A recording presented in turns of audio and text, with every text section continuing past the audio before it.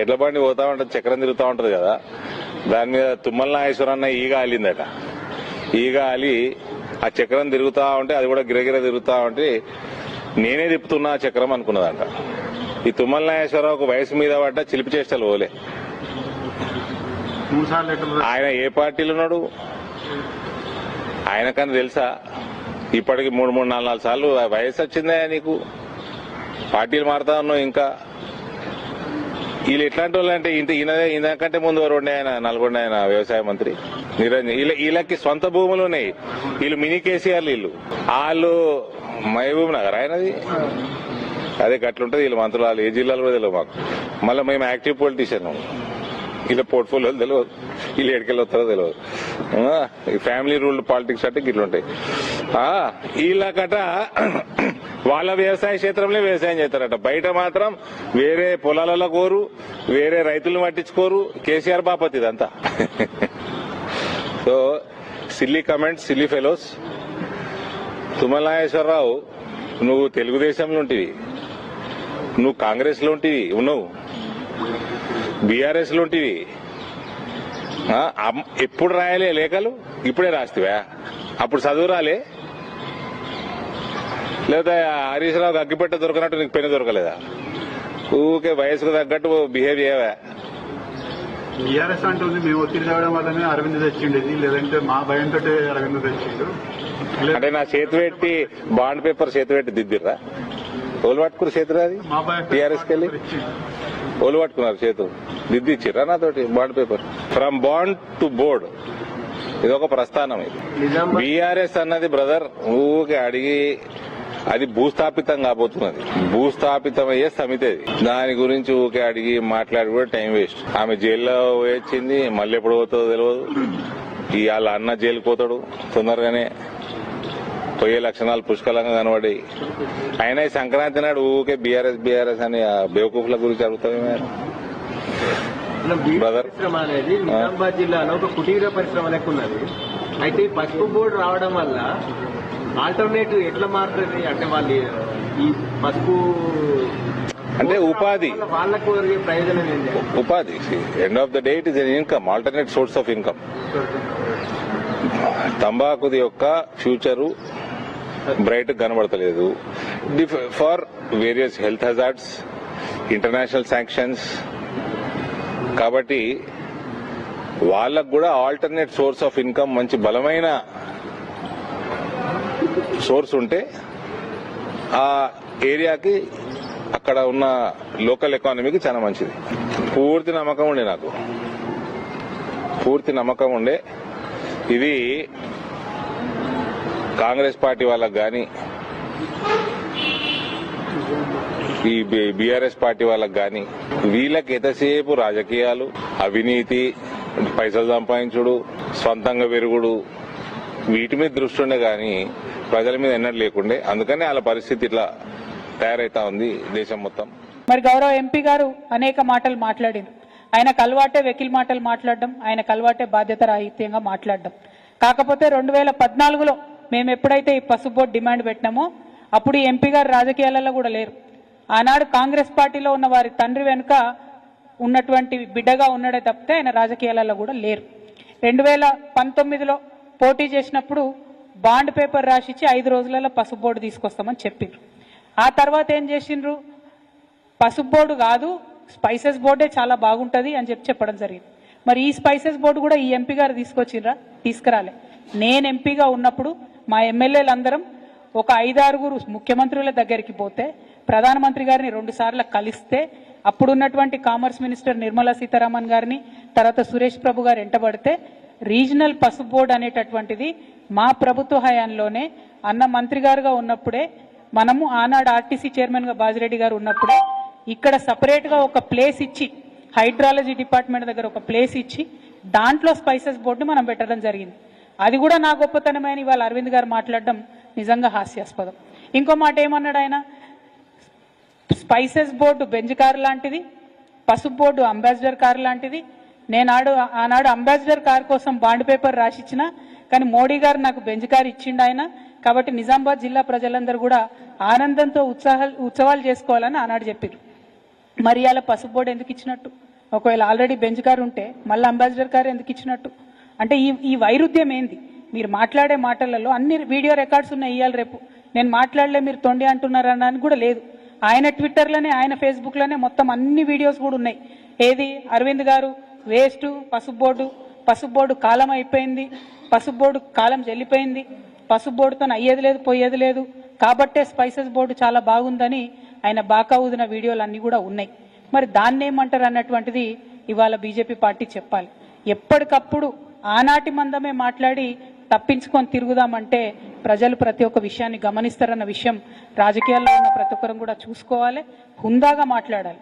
మీరు పసుపు బోర్డు తీసుకొచ్చారు, సంతోషం, వెల్కమ్ చేస్తున్నాం. చాలా సంవత్సరాల డిమాండ్, మంచిది, ఇబ్బంది లేదు. కానీ పసుపు బోర్డు ఒక్కటే అంతిమ సొల్యూషన్ కాదు. దీనికి త్రిముఖ వ్యూహం ఉండాలి. ఆ త్రిముఖ వ్యూహంలో ఇంకొకటి ఖచ్చితంగా పసుపుకు మద్దతు ధర రావాలి. మూడవది మన దేశంలోకి వచ్చేటటువంటి పసుపు దిగుమతులన్నీ కూడా ఆగిపోవాలి. ఇంకొక విషయం, ఇప్పుడున్నటువంటి కాంగ్రెస్ పార్టీ ప్రభుత్వాన్ని కూడా మేము డిమాండ్ చేస్తూ ఉన్నాం.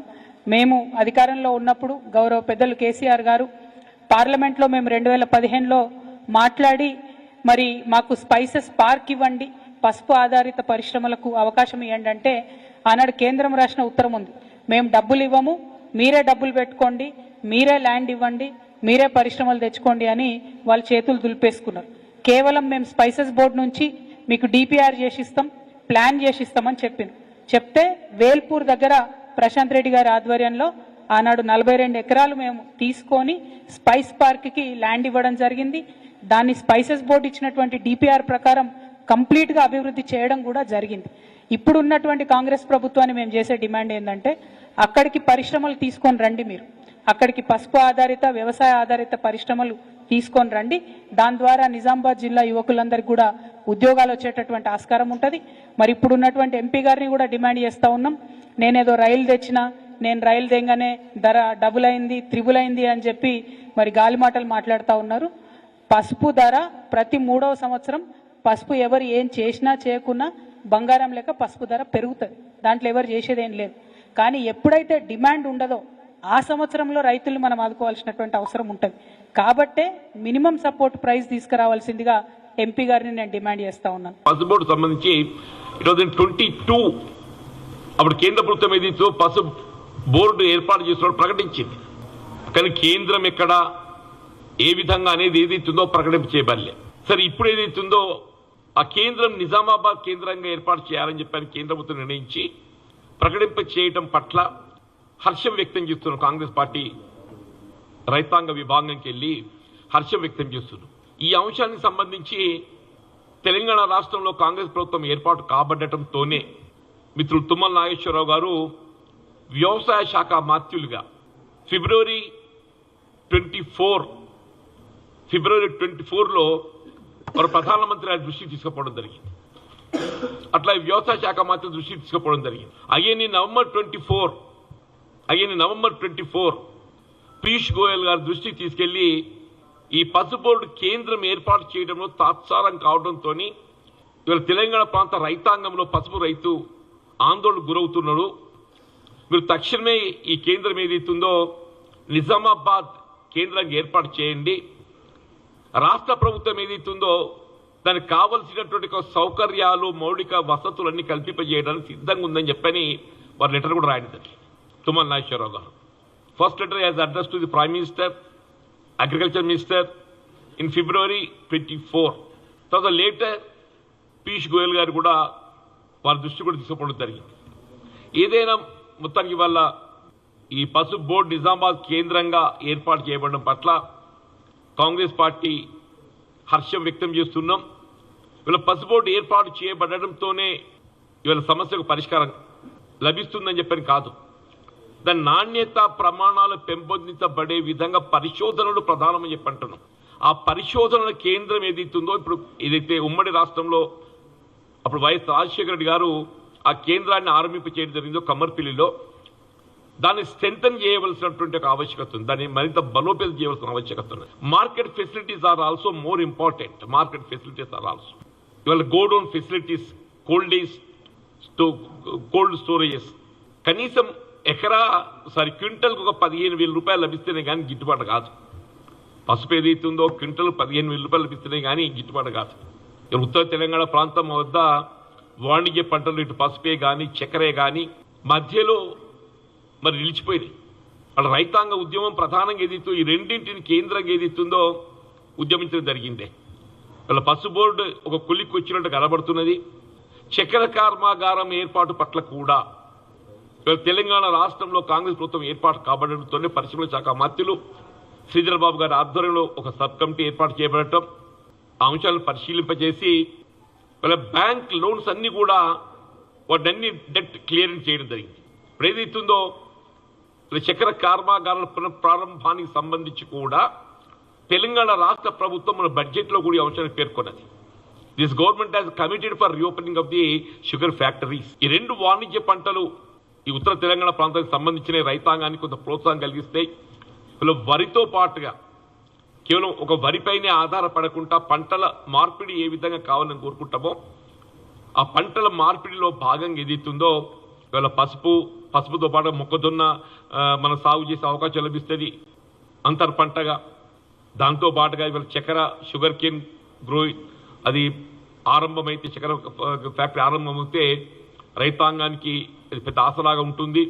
తప్పకుండా ఈ రెండు అంశాలు కూడా అటు కేంద్రమే కానీ రాష్ట్ర ప్రభుత్వమే కానీ సమన్వయంతో రైతాంగానికి తోడు నిలవాలని చెప్పని కోరుతూ, ముఖ్యంగా ఈ పసుపు బోర్డు సంబంధించి వాళ్ళ రైతాంగం ఏదైతుందో దాదాపు 2 దశాబ్దాల నుండి అని చెప్పంటున్నారు. దాదాపు 2 దశాబ్దాల నుండి వారు ఉద్యమించడం, వారి ఉద్యమ ఫలితం ఏదైతుందో పసుపు బోర్డు నిజామాబాద్ జిల్లా కేంద్రంగా ఏర్పాటు కాబడిన పట్టినట్లయితే హర్షం వ్యక్తం చేస్తున్నామో, నేను ఉత్తర తెలంగాణ ప్రాంత రైతాంగాన్ని ముఖ్యంగా నిజామాబాద్, ఆర్మూర్, జగిత్యాల ప్రాంత రైతాంగాన్ని నేను హృదయపూర్వకంగా అభినందిస్తామని చెప్పని పేర్కొంటున్నాను.